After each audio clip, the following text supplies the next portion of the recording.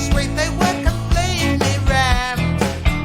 They were filled up to the gunnels, they were queuing down the street. They said, you should have been here last week. I swear, you should have been here last week. Oh yeah, you should have been here last week.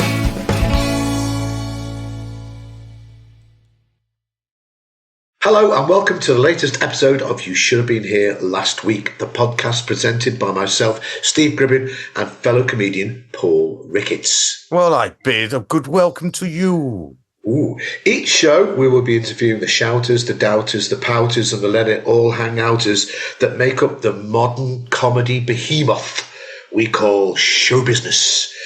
Now, this week, Paul and I will be discussing when gigs go wrong, specifically when things turn a bit violent, or, in the words of many of the characters on EastEnders, tasty. We're going to talk about all the different sorts of violence, because there's different sorts. You can have violence amongst the audience, audience on audience violence. You can have audience on comedian violence. You can have comedian on audience violence. You can have comedian versus comedian violence. And also you can have promoter on audience violence and the other way around, obviously, and also act on promoter violence. If we have any stories that will cover all of these eventualities, we have a lot. Yeah, so basically this should be called You Should Have Been Here Last Week, the Larry edition. Yeah, it all kicked off. Afters. You want some? Where to begin? We both experienced it when audiences could turn violent. Should we start with the audience? Yeah, audience violence. Yeah. Oh, God. Well, we've both been the victim of that. Audience on audience violence, because that's, I think, the most popular. In my first 5 gigs for jonglers, there were fights in 3 of them. Wow. Bloody hell. Yeah, I mean, what's the common thread there? Yeah. A lot of drink in a nightclub, a bit of, hooty-hee up the nostrils. It's, guaranteed to kick off. My favourite one was the second one, which was in Reading. And I opened, and at the end of my set, there was a fight between 2 tables at the back of the room. And they kicked off on each other, and bouncers came in and threw out one table. And Gordon Southern, who was closing the gig, was watching at the back, and he came up to me afterwards and said, Paul, you didn't stand a chance. They were arguing about who knows what. It's nothing to do with you. So they all got thrown out. I decided to stay and stay at the end, watch the other comics. And then Gordon comes out at the end of the night and go, I was at the back of the room at the start of the night when that violence took place.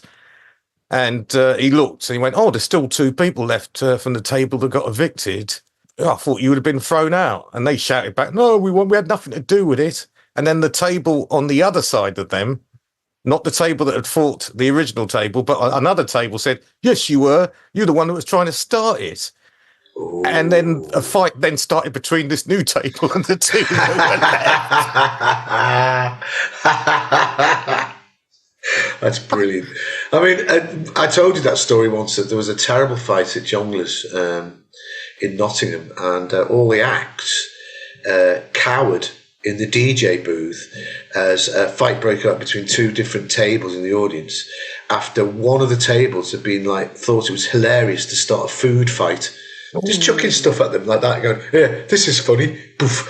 And it was literally tin hats, as it raised. But then, of course, what happened, which does happen quite a lot, is that all the bouncers from the surrounding clubs came in and went, oh, yes. And then it just, people were being thrown down the stairs. Oh, it was horrible. And I've told you that one as well at Glee Club, where there was a group of off-duty policemen. This is a long time ago, about 20 years ago. Off-duty policemen, and they were pissed and misbehaving themselves. And, I can't remember who was on stage, but basically the policeman said, you can't say anything to us because we're the cops. And the compere went, yes, I can, fuck off. And so they stood up. Then the bouncers tried to throw them out, couldn't, because there were too many cops. So they had to ring their on-duty colleagues who were still at the station to come down and arrest them. Oh.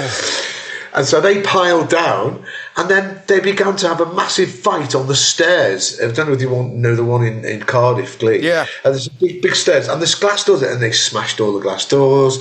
They're fighting the stairs, and me and Kerry Marks had to hide in the disabled toilet until it was finished. But they were saying, they were punching each other, going, "I've never liked you, Dave." Poof. Lots and lots of vendettas being worked. Oh my God, it was horrible. Well, we might find out during this expose on violence in clubs that armed forces and uniformed people in general in groups aren't a great thing at a comedy night. God. No. But I'll tell one more story about audience violence. I did a gig in Littlehampton. This is just at the very end of the pandemic, and we started doing gigs again. I was closing it. About 10 minutes in, massive fight between two tables. Families, actually. It was the wives that started the fight. And then the husbands came in to stop the fight. And then it escalated because then they started fighting. And suddenly it was all the tables fighting. And the first thing I did, which I shouldn't have done, was started commentating on the fight from the stage. I know. That just makes... Oh, God. Go on. What happened? So I said, it's a good handbag, a good right hook with the handbag. Oh, he's coming in with the beer glass. And I was doing all of this. And someone from the table in front said, "Oi, you should be doing that. You should be sort of trying to calm the situation." Yeah, I went, yeah, of course you're right. So I started singing this song in a sort of lovers rock tune going, "Peace and love in Littlehampton, peace and love." Punctuated by shouts of, "You fucking wanker." Yeah, and I was going, everyone join in. Everyone at the front, "Peace and love, in Littlehampton, peace and love." You know what? One of the best things I ever saw was when Jongleurs sort of metamorphosed into highlights, didn't they, towards the end? This was in Birmingham, and it was a lesbian hen party. It must have been about 2010, 11, something like that, around about then. And they all came in, and they were pissed. And, they got really, really leery. And next thing you know, they had the bread rolls, and they were throwing them at everybody. So a group of stags on the other side told them to fuck off. Next thing you know, there's a massive fight. And the lesbian hen party beat the fucking shit. Oh, nice one. But I mean, everyone was about, the whole gig had to come to a standstill. All the acts had to run away. The cops were called, bouncers in. It was like like the cliche. It was like one of those scenes in the Wild West. There could have been a little guy in the corner playing the piano, like the chairs going. Well, it's the thing. It's very hard as a comic to compete with a good ruck. It's just even you are watching the ruck. It's like school where you hear that fight, and everyone starts legging it towards what they hope is a really good fight.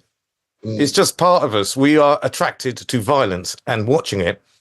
It's worse when the violence is to do with you and what you're doing, which has happened to me once. Did a gig in Leicestershire, and we knew it was going to be an awful gig. It's in a tent, which is sometimes that can be problematic. They'd also set it up to be a sort of copy of Britain's Got Talent. So they had 3 judges from the audience with cards that would hold up. And also the stage was set up like a fashion runway. So it just went straight down, which is also terrible, which means you've got members of the audience behind you if you go walking down this runway. It's it's just awful. And we were trying to say to them, we turned up, we saw the way it was set up, and said, "This is bloody awful." And they said, "No, we thought you'd like it." "No, we don't like it. It's bloody awful." Anyway, I went on, opened, and died on my arse. absolutely died on my arse. And then just near the end, big fight takes place at the edge of the tent. Two tables again getting stuck into each other. And at the end, one of the people from one of the tables comes up to me and says, look, I really want to apologize for the fighting that took place at the end of the gig. And I said, what was it about? And they said, well, my husband, he said you were just not that good. But the bloke at the other table said you were fucking shit. And he was prepared to fight.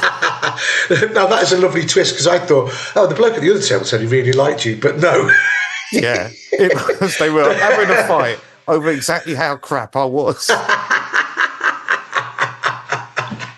I'll fight you to the death. He's fucking shit. No, he's just a bit terrible. No, he's not. He's crap. I'm telling you. Oh my God. I mean, it's horrible when it's something. I mean, once at Brighton, it's the Escape Club in Brighton. When I used to be in Skid Video, we were doing some stuff about Irish politics, and there was an ex-squaddy in the audience, and he threw a glass at us. And it narrowly missed my head by about that much. And they had to throw him out, but it took about 10 people to throw him out because he was massive. And it wasn't helped by the fact that he just shouted as he was throwing, "Oh, you're fucking dead, you are. You're dead." What, to you?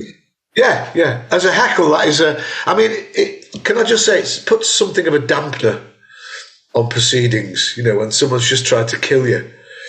So we have now morphed into Audience Attacks the Comic, right? Yeah.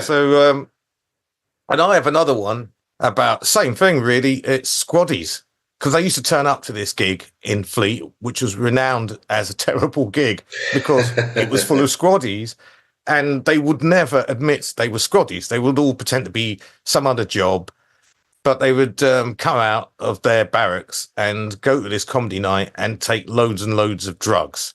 Yeah, lots of cocaine, and which what you really want in life is an audience full of squaddies on coke. People trained to kill who are overconfident. Yeah, and bored. Yeah, and also will not stop telling you how much they're going to kill you.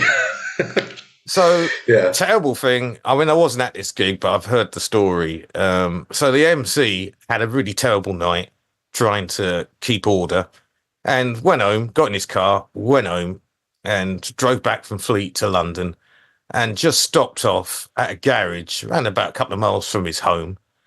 And as he got out of his car, another car pulled up behind him, and it was the squaddies from Fleet that had followed him all the way back to near enough his house to beat him up in the garage. Oh my God. And he stopped doing comedy, I think, after that. He just decided... That's awful. Yeah, it is an awful thing. Oh God! I mean, once I did the Comedy Store many years ago, and there was a party of Royal Marines, and they occupied the whole of the back section, which is about 150 people, and they seem to think, I don't know what it is with this as a tactic to start fights. They started chucking their food, bits of chicken and stuff at people in the front. Now these are the Royal Marines. They're terrified. The people were turning around and going, "Oi!" Yeah, and then seeing what they looked like, they were going, "Oh shit!" Anyway, it was building up, and then Barbara, who used to work there, came out, and because it was a woman, they sort of like were pacified. Yeah. But they had to get the military police came down. They phoned ahead to their base, wherever they were based, in Aldershot or wherever, and they had to send down somebody and said, "Right, come on, all of you." So the whole of the back row, like 170 people, just went. But I mean, it begs the question: if they'd have decided to kick off, there would have been nothing we could have done to stop them. No, the bouncers would have been like, "Oh, you stop!" Poof. Stop that. Yeah, but sometimes, especially, I don't know why, big groups of men, but especially big groups of uniformed men, not in uniform, they do have a sense of entitlement. Yeah. Hey, by the way, we have discussed this before, but it's not particularly violence, but some of the most badly behaved members of any audience can be groups of primary school teachers. Yes. Yes, especially that gig that they turn up for Christmas gigs. Yeah. and they've just finished school and doing their Christmas break, and they're bloody awful. Yeah. I mean, it's just a terrible one once. I know it's a Jongleurs gig again, but it was Portsmouth Jongleurs. Like a big gang of them, about 20 of them. And they were all, just all looked really nice when they came out. They were going, oh, hello, we're primary school. Fast forward about 2 hours, like, oh, it was horrible. Do you reckon it's all the pent-up emotion? And they're thinking all day they've been teaching little shits, thinking, well, I can't take it out on them. Now it's our turn to misbehave. Yeah, exactly. Get in the sandpit. Oh, God. Have we got any more stories of audience on act violence before we move on to the opposite way round? I want to tell you a quick story about when, a long, long time ago, when it was in the original version of Skin Video with Brian Mulligan, we were doing a gig at Rachel Macmillan Hall, which is part of Goldsmiths College. And here's another thing, if you do lots of university gigs, another pain in the arse is the rugby club. And they didn't like what we were doing because their mates were playing in a band afterwards. So halfway through their set, through our set, they pulled the plug out. So cut all the sound and everything. So there was a bit of a melee, and there's a few sort of like things exchanged. So we had to be barricaded into our dressing room. But honestly, literally with the thing across the door, and it was like the scene out of Lord of the Rings with the doors going. Eventually, they all ran in. We ran out the back, and we pre-ordered a taxi. Why didn't you run out the back earlier? No, I don't know. Oh, no, because we were waiting for the taxi to get there, because it was a long way from the back to get... Anyway, So we're there. The taxi's with the engine running. We're legging into the taxi. There's about 4 of us. We get into the taxi, and it was like out of a film. We went, drive. And the driver's sort of like... But that thing where he's sort of, hey? And he's sort of stalling a bit, going, And then they caught up with the taxi, and one of them kicked the taxi so hard that one of his hubcaps came off, and the taxi goes, what the fuck is going on? They started banging on the window and going, drive! Ooh. And we were just going, get the fuck. Anyway, we did. But, oh my God, that is probably the closest I've come to dying figuratively. Because if they'd have caught us, they would have torn us limb from limb. They were that they pissed, could have just caught you and given you some advice on your set, couldn't they? Quite reasonably. Yeah. Excuse me, I'll just drink this pint of urine, then give you a précis of where you've gone wrong. Talking which, this is how we can switch it to the other, because comics themselves can be a bit tasty as well, can't they? Yes. So I'm going to tell you the quick story of Mark Lamar, where many years ago, who was known on the circuit for having a penchant for pugilism. I've got a Mark Lamar story, which I think I told you personally, but I haven't told you on the show yet. I'm just checking. So we could both do tasty Mark Lamar. Quick one. I met him, was at an award ceremony or something, and he turned up and he was all smiley. I mean, he always looked immaculate with his hair and everything, but his face was a mess. Like black eye, black and blue, yellow. And I just went, what the fuck happened to you? He goes, yeah, I was doing a gig in an agricultural college. Oh, I know the one. It's in Wrexham or somewhere like that, North Wales. Yeah, not that one. Yeah, it's not that famous one. And he goes, yeah, he said, I upset the rugby club. And I said, well, what? He said, well, I just, he would never back down, Mark, would he? And they were sort of taunting him, and he just went straight in.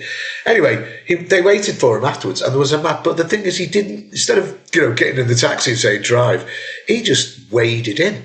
And it was like that classic, I said, well, oh my God, how many? He said, there's about 10 of them. And I went, well, what were you doing? He said, oh, yeah, I just punched a leg. He said, you should see the state of them. I went, oh my God. I was sort of like my blood ran a bit cold, Wow, he does fancy a fight. I mean, so I was working in Edinburgh backstage, and on a show that I was in the venue that his show was in, and also Frank Skinner, the year that he won the Perrier. Right. And so, because I was working with him every day, got to know him, and they had a party at the end of Edinburgh, and I was invited along to it, and the party was going along in their little tenement flat, and a local Edinburgher had gate crashed the party and got into Frank Skinner's bedroom without anybody noticing. And the next thing you know, all we hear is, the sounds of someone getting battered and screaming. And we ran into Frank Skinner's bedroom, and there was Mark Lamar basically wiping the walls with this bloke who had his cock out at the time as well. So, and we thought, what the hell's going on here? Yeah. So he pulled Mark Lamar off the bloke, and he was just bundled downstairs and thrown onto the street. And then we said, well, what happened? He said, well, I came in Frank's room because I heard a noise, and I saw this bloke pissing out the window, and I thought, that's out of order, so I started battering him. And I said to Mark Lamar, I said, well, wait a minute. I mean, he was pissing out the window. That's actually a sign of politeness. He's probably gone to the trouble of opening the window, and I think, therefore, a little bit of respect should have been paid to the bloke. And some of those windows in Edinburgh, in those flats, the heavy sash windows, aren't they? Yeah. So it was an effort. Yeah. The guy had made an effort. Oh, he had done. If he used his penis to do it, I would have been, I would have said, wow, what a hero. But, oh my God. Frank Skinner immediately went to bed, right? And we all went back into the room. And I just was talking to Mark Lamar, and I'm saying, well, look, there was no need for you to do that. I mean, he was really drunk. He had his cock out. He wasn't in a position to really, take you on. You didn't have to go that hardcore on him. And he goes, you don't understand. You didn't grow up in Slough. No, Swindon. Swindon, that was it. I knew it was one of them towns. You didn't grow up in Swindon. And I'm thinking, I know Swindon is, tough. It's a fighty town, like lots of those sort of towns, but... Yeah. But apparently in Swindon that is a deal breaker. It's all right. You can spill a pint over someone, but if you piss out their window, that is fucking serious stuff. So hey, kids, by the way, don't do that. Don't do that at home. Not in front of Mark Lamar. Well, that brings us back to. There's been lots of stuff involving comics having a fight, hasn't there? Yes, I mean, there is one comic who shall remain nameless who's going to come up in 3 consecutive fight stories I'm just about to tell you. Oh, my God. And I hasten to add, he doesn't do this anymore. Well, not to my knowledge, but he did at this particular stage in his life. First time was, this is years earlier, and this is actually him with audience. So I saw him in a gig in South London, near where I used to live. I turned up. He was pretty rotten on whiskey. He was emceeing the night. And he was having a go at this bloke in the front row. Turned out to be a doctor. And it was, basically every time he was on, doctor was saying, I don't think you're very funny. I think you're boorish, blah, blah, blah. And he was going, well, I don't care. I'm the one up here. And he was pissed off his nut. At the end of the gig, his flatmate was also a comic, was saying, let's just get him out of here as fast as possible. I could see stuff happening. So we were sort of semi-poised. And he got to the point where he goes, well, ladies and gentlemen, let's go through the acts you've seen this evening. And then the doctor bloke in the front row stood up and goes, well, I'm not going to be clapping you because you have been terrible. And he's got his finger out pointing like that, pointing at this act. The finger got quite close to him. And the next thing you know, the act had basically given him a right-hander. And it was a good right-hander. It totally cleaned out the doctor. Blood was flying off his face as soon as he connected. Oh, my God. And knocked him out. Knocked him sprawling on the floor. Yeah. And the next thing you know, the doctor's friends who'd come with him were all round him. And the act in question had just walked off stage. And then I looked around and he was on his phone. And I said, well, are you calling the police? He goes, no, I'm calling my brief. Calling my solicitor. And I said, have you got this person on speed dial? He goes, well, yes, I do, as it happens. Yeah, he's like that. Hello, Jeff, it's happened again. Yeah. And the other bloke, the doctor at this point has come to, and he was a mess. And he was saying, I'm calling the police. I'm calling the police. And he goes, yes, I'm going to do exactly the same, said the act, and started calling the police. Yeah. Police came down, and his defense, it did go to court.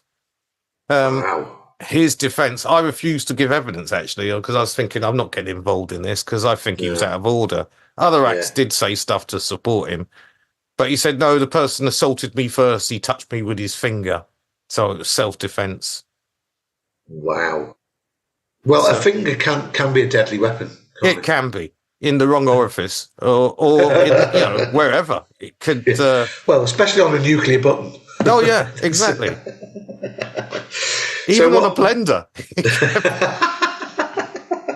I mean, talking about, fights with the audience and between that, I suppose this is more of the audience, but the one that is quite famous on the comedy circuit is the one that made Jim Jeffries famous, isn't it? At the Comedy Store in Manchester many moons ago, a member of the audience came on stage and punched Jim Jeffries quite hard and several times.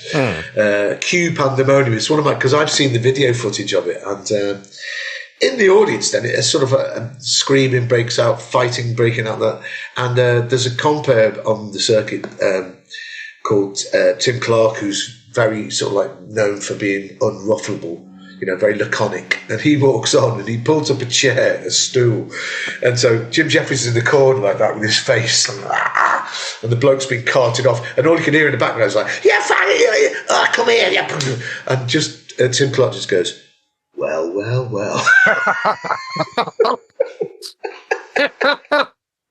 But nobody bats, and nobody's taking any notice of me whatsoever, Oh, it's a horrible thing to look at, That's, So, same comic again then. I was talking about earlier. Oh, yeah. Who shall, of course, remain nameless. He shall remain nameless. He deserves that. He's turned it round. I'm going to write his name now on a piece of paper. No, and hold it up to the screen. But that's no good for the listeners, is it? No, and it's no good for the libel lawyers either. So no. Carry on. Well, you can't. It's not libel because it's true. He walked off stage in Edinburgh after. This is probably about only 6 weeks after the first fight. Yeah. And he walks off stage in Edinburgh, and one of the locals basically shouted something at him. Well, they didn't even shout, whispered to him something along the lines of, you weren't very good tonight, but probably not using those words. And he just headbutted him on the way past and completely cleaned him out. Jesus Christ. Was it speed dialing the lawyer again after that, was it? I think so. I think it was again. I feel sorry for this brief. He's just sat there going, oh, for God. It lights up on his, oh, Jesus Christ, it's he who shall not be named again. Yeah, and then there's one last one, which is comic violence this time. He used to run an open mic night in South London, and this notoriously bad open micer that had been going for ages turned up to try and do a walk up, which is when you turn up and you're not been booked, but you just see if you can get on. So he tried to see if he could get on, and the act in question said, well, there might be a chance, hang around, and we might see if we can get you on. So he stayed all the way to the end, and then at the end, the act brought on another act, not the person waiting for the spot, and then he walked off stage, went to this little, ante-room off the side of the stage. Next thing you know, he comes flying out the room as the open spot had basically gone in there and punched him through the door. And then as he came through the door, goes, that's for wasting my time. I mean, oh, God. Yeah, it sounds like someone not to cry. But although you said he has changed, though, he's not doing that. And at least in that story, he's the one getting punched. Yeah, that's true. Yeah. He's the receiver. Yeah. I bet the QC was relieved. Well, that one didn't go to court, did it? Yeah, no, he didn't go to court. Because he was embarrassed that this bloke was much older than him, cleaned him out in his own club. Oh, God. Well, I mean, we were talking about, I don't know whether or not to mention any names. I think not. I mean, should we move into comic on comic violence. Yeah, well, I witnessed a terrible one from two very well-known comics, but one accused the other one of nicking some of his material. I can say where it happened. I mean, it's a long time ago. It's the early 2000s now. And it was at the Comedy Cafe, which used to be in Shoreditch, didn't it? Yeah.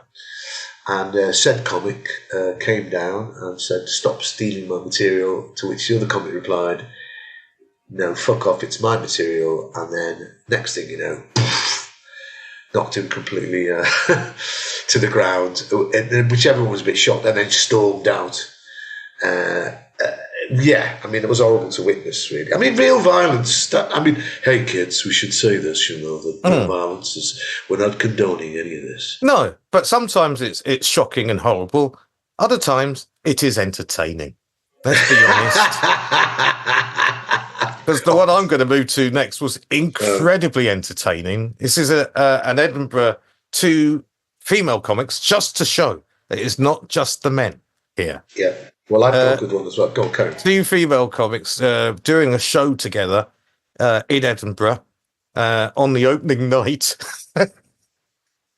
So the show finished, and obviously there was beef between the two of them. And I think it was a free show because there was an argument about the split of the bucket in terms of the money they'd taken. And the next thing, in front of the audience, as their audience were leaving, bucket got knocked on the floor, and it was literally handbags because they were hitting each other with really big handbags. And well, I mean, we can't say because it's what the name. But did somebody win? Somebody win that fight? No, I don't know if anyone won. They were both throwing some good handbag hooks. Yeah, and they were big bags. And wow. Yeah, I don't know if it was me or somebody else that got in and stopped it. Wow. But after that, I got asked to MC because they refused to introduce each other. Oh, I see what you mean. Yeah. And also, I mean, how much longer of their Edinburgh run had they got to go? Well, that was the first night. Oh my God! Like 23 nights to follow. Yeah. So the next act. And a number of other people were asked to MC every show from that point onwards. Oh, my God. Well, my one, I'm not going to name who it was, but one of them is a very good friend of mine. And this took place somewhere in the northeast, shall we say. And it was an argument about, something specific, not specific to their personal lives, but it was about, how to couch it so that people can't guess who it is. But it was an argument by someone who's, should we say, they were COVID skeptic, shall we say? Should we say that? And they accused the other one. They found out that they'd been helping with the vaccination program, and she called her every name under the sun, like, traitor, treacherous, dupe, etc., etc. And then she decided to take the other person on, sort of like pushing and shoving her. And my friend said, "Do you want to take it outside? Because I'm warning you, I will fucking end you."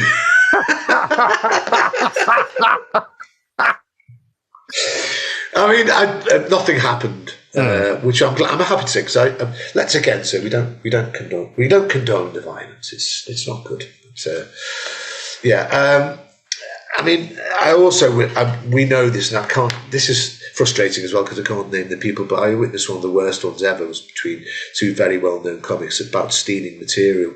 It was at the Comedy Store in London a few years ago now, and it's quite a famous case. But I was actually in the dressing room when it happened, and one comic was sat there eating his dinner, and the other comic came in.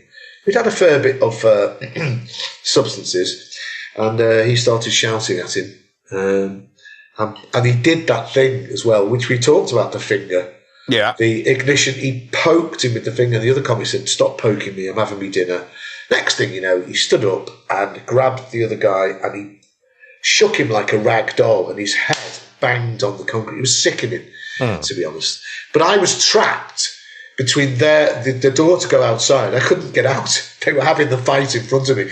And the next door was to the stage. And the other two comics in the dressing room saw what was happening, went, "Fuck this," and just left. So I'm like that, oh shit. And it was really horrible. In the end, The other guy, the guy who had his head banged, how he was not unconscious or whatever, he said, "I'll be waiting for you outside." And then the bouncers came in and just said, "Look, for your own safety, don't do it because the other guy will kill you." But the addendum to this is that all the time this was happening, there was an open spot, like a 10-minute open spot, waiting to go on. And he won't mind me mentioning his name, but the compere was a guy called Mickey Hutton. And he was waiting to introduce this. This fight took about 10 minutes to happen, and then everything was very, very tense. And the open spot, I can always remember, it was a young lad who just turned around and goes, "What's just happened?" He says, "Is it always like this?" And Mickey Hutton, being a bastard, just went, "Aye, it's like this every fucking night, mate."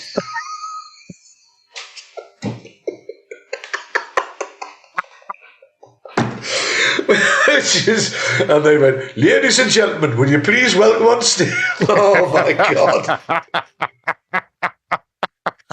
The poor bloke's like this. Oh God. Yeah, I mean, I can remember that because one of the things about if you see real violence happening in front of you, not in films, it is actually it's not nice. It's not nice. Not when it's really violent. I mean, on one where I didn't see the violence, it's just another Edinburgh. It was, and I will say the names of the comics here. It's Robert White and another comic called Stuart Black, and they were sharing accommodation in Edinburgh. Yeah. And they were both not having particularly good Edinburghs, and they fell out pretty much at home. I don't know what happened, but Robert White contacted me and said, "I've got to get out of there. It's after what happened last night, I can't stay." And what in happened, the end, well, apparently there was some sort of contretemps. I don't know if it got really physical, but it was so bad that he was going to chuck his show in. We had to take him out, and Robert White, and say, "Look, just keep doing your show, finish your show. You can find somewhere else to stay." We put the feelers out to see if anyone would put him up. In the end, he didn't do the show. But the thing that makes me laugh, he was said, I can't believe it. I mean, Stuart was such a, I thought, I'll be able to live with Stuart. I can't believe it didn't work out. To which I said, well, who would believe that Black and White wouldn't get on? Oh, very good. Very good, yeah. He didn't laugh at all. No, he didn't see the funny side of it. No.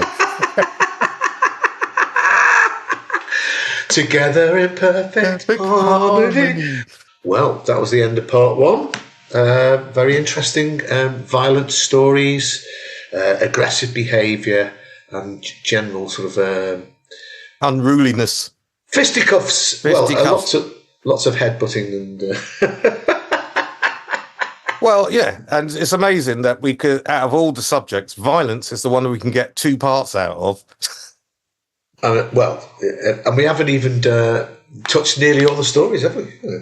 No, so we have that for the second half that we will put up. So if you've enjoyed this episode, tell your friends, like, subscribe, share.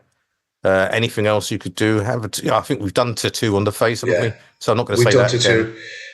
You could, tell every single person that you meet in the course of the day, from your dentist to the shop person, just tell them. I think what you should do is sort of get a sheet and paint. You should have been here last week on that sheet, and then hang it from motorway bridges and lampposts across this great country. And actually paint it on a roundabout as well. Yeah. We want our podcast back. That's what you should be shouting. Yeah. Also, why don't you hire a plane and just do a bit of skywriting in the sky? It's only about 10 grand to do that, Yeah, well, the football fans could do it when they want a manager sacked. Why can't people do it for our podcast? And then just you should have been here last week. By the way, Siobhan, will you marry me? That sort of thing. Yeah, just kill 2 birds with one stone. Yeah, if you want to marry 2 birds. If I just think, dear God. Anyway, thank you very much. Yes, we'll see you later. Bye. Bye. Bye. They said you should have been here last week. I swear. should have been here last week.